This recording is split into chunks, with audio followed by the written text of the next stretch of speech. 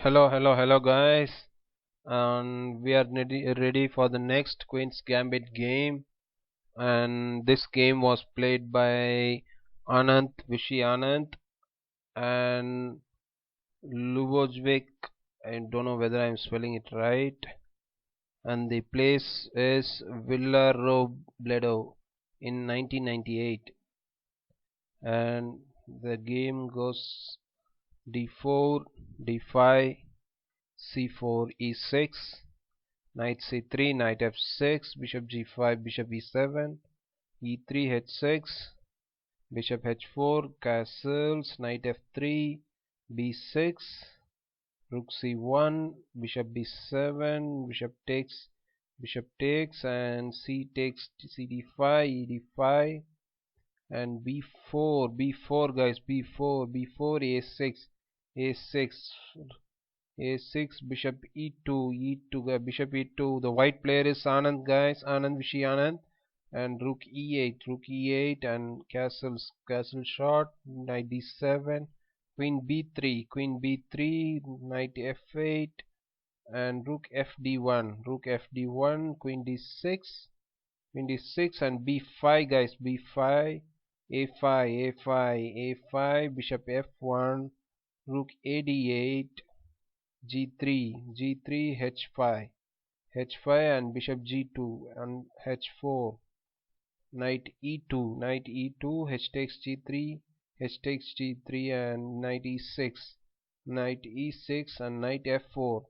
After knight f4, knight g5 by the black player, and rook c2, knight takes f3, bishop takes f3, and bishop g5, knight e2, g6, rook dc1, rook d7, rook c3, king g7, queen c2, bishop d8, knight f4, king h8, I'm sorry, rook h8, queen d3, rook h6, a3, rook e7, bishop g2, rook e8, queen d1, rook e h8, knight d3, queen d7, a4, rook h2,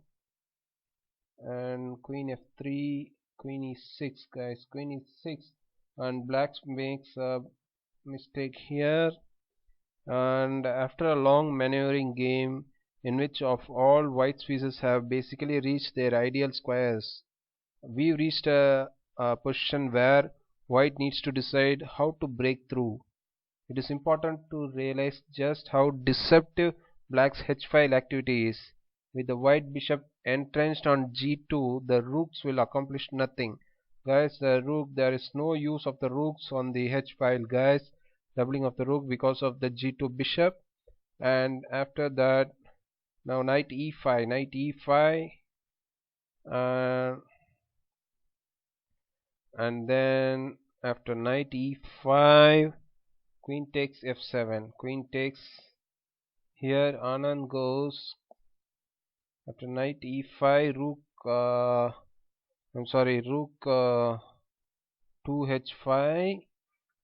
Anand now the decisive move. Queen takes f7 check, guys. Queen takes f7 check. The move was played by none other than our own Vishy Anand. And just here, it's a beautiful calculation from Anand. After queen takes f7, knight takes f7, king takes f7. The rook takes c7 comes, guys. Rook takes c7 check. It's a brilliant move, guys. Brilliant move. After bishop takes c7 check, and again rook takes c7, king f6, and rook takes the bishop on b7. Now see, guys, now you can see the position, guys, and white has a huge compensation for the exchange sacrifice he has made. And white's bishop is very strong, guys, very strong on the diagonal. Now also the b6 pawn is going to fall. And after rook c8, black tries to counterplay, but it's of vain. After b, rook takes b6, king f7, bishop f3. You see guys, even the engine analysis shows these the white moves are the best here. And after rook gives a check, rook c1 check is an inaccuracy guys. It's an inaccurate move. After king g2 and the other rooks comes. uh, White already has 2 pawns exchange for the exchange guys. uh,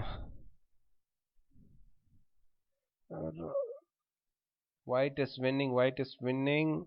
After bishop takes d5 check, king g7, rook b7 check, king h6, king f3, rook h2, b6 guys. The b6, the passer is going guys, the passer. Guys, this game is so very brilliant game guys. Please make a note of it. b6, the pawn is pushed. Passed pawn must be pushed.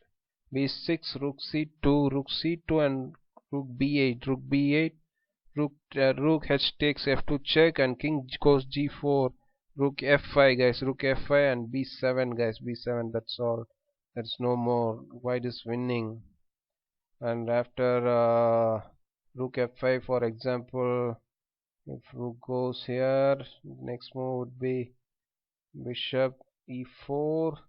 After bishop e4, rook f7 and rook checks guys, rook, there's a rook check.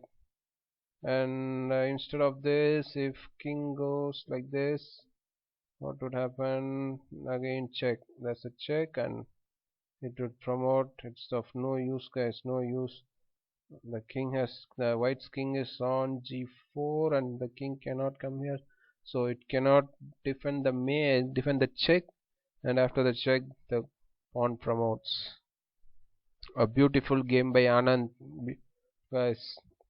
Okay, I'll see you in the next game guys. Next game. Thank you.